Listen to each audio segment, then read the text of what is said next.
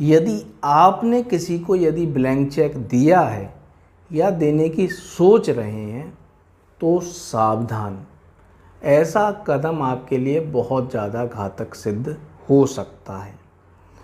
तो दोस्तों, हम अपने जीवन में यहाँ आज का जो समय है, ईएमआई का ज़माना है। ईएमआई पर टीवी खरीदते हैं, बाइक खरीदते हैं, कार खरीद रहे हैं, फ्रिज खरीद रहे हैं, इत्यादि सामान आज हम ईएमआई पर खरीद रहे हैं। क्योंकि जो वर्ग है जिनकी आय यहाँ पर बहुत कम है, तो उनके लिए बहुत सुविधा होती है कि वो यहाँ मंथली इंस्टॉलमेंट दें और चीज़ों को यहाँ पर वो उनकी चीज़ें यहाँ पर हो जाती हैं।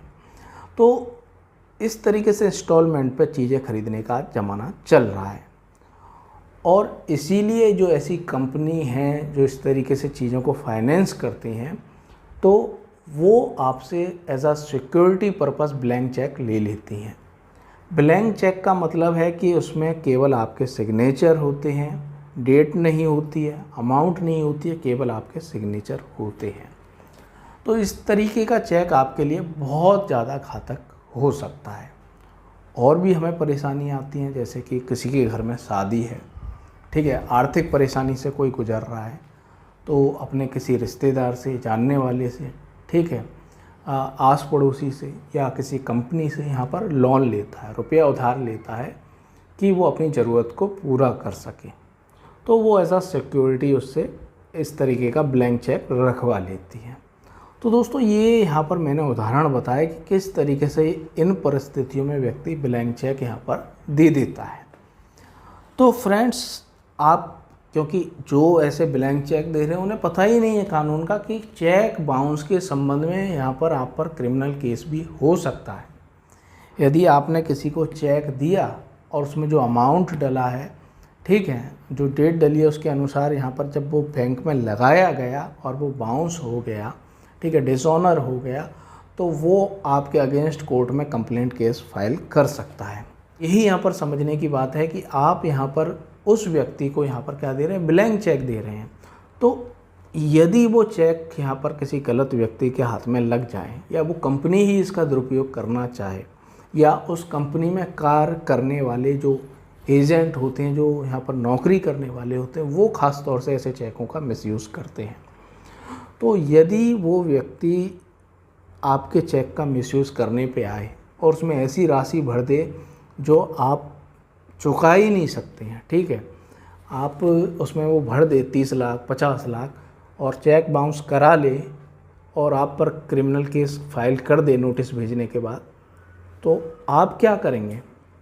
कोर्ट में आपको सिद्ध करना पड़ेगा। लेकिन यहाँ पर एक प्रोविज़न भी है चेक बाउंस के मामले में। जैसे ही कोर्ट में केस डलता है तो यहाँ पर एक एप्लीकेशन लगाई जाती है, जैसे यहाँ पर चेक दिया गया था उसके दोबारा यहाँ पर एक एप्लीकेशन लगाई जाती है कि मुझे यहाँ 20% राशि पहले दिला दी जाए, फिर बाद में सुनवाई की जाए, आगे की प्रक्रिया की जाए।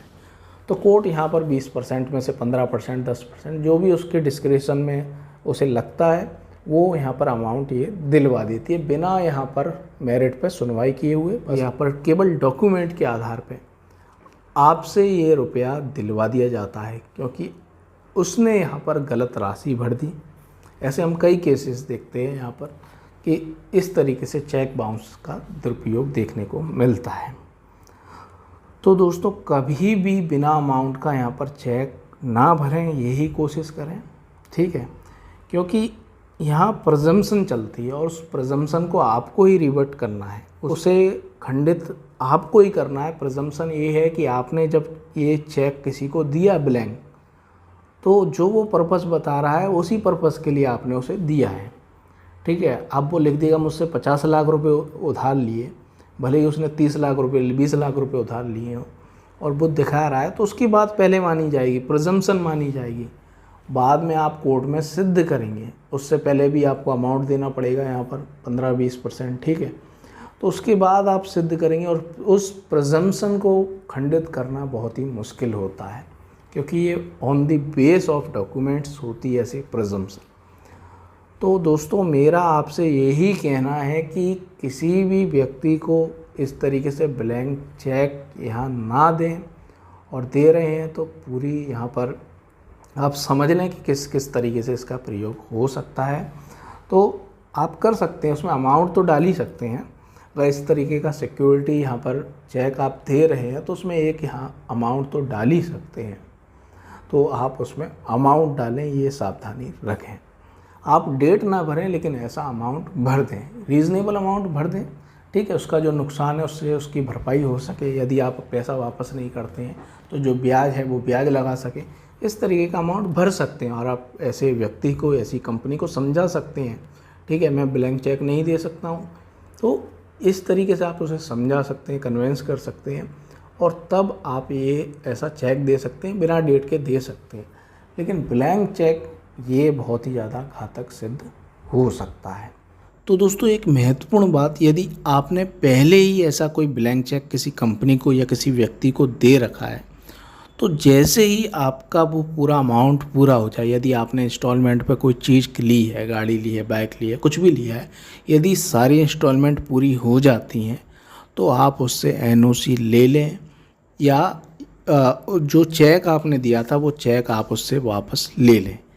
आपने किसी दोस्त से कर्ज़ा लिया है, किसी कंपनी से कर्ज़ा लिया है, और वो कर्ज़ा आप जब चुका देते हैं तो ऐसा चेक वापस ले लें या उससे एनओसी ले लें। और यदि दोस्तों आप ऐसा ब्लैंक चेक देना ही चाहते हैं, ठीक है, तो आप इसके संबंध में लिखा पढ़ी कर लें। एक एग्रीमेंट आप तैयार कर सकते हैं कंपनी के साथ, या जिसके साथ भी ऐसा लेन देन कर रहे हैं उसके साथ आप यहाँ एक एग्रीमेंट कर सकते हैं। इस एग्रीमेंट में आपको क्या लिखना है, इस एग्रीमेंट में आपको बताना है, ठीक है, ये ब्लैंक चेक आप क्यों ऐसे व्यक्ति को या ऐसी कंपनी को दे रहे हैं, वो आपको पर्पस बताना है, ठीक है। ये सब बताना है, उसमें कितनी इंस्टॉलमेंट बनी, यदि इंस्टॉलमेंट के संबंध में ये ब्लैंक चेक दिया जा रहा है, ठीक है, एज आ सिक्योरिटी दिया जा रहा है, तो आपको ये सब चीज़ें उसमें खोलनी है एग्रीमेंट में। तो आप दे दें ब्लैंक चेक, कोई बात नहीं है, और उस एग्रीमेंट को अपने पास रखें।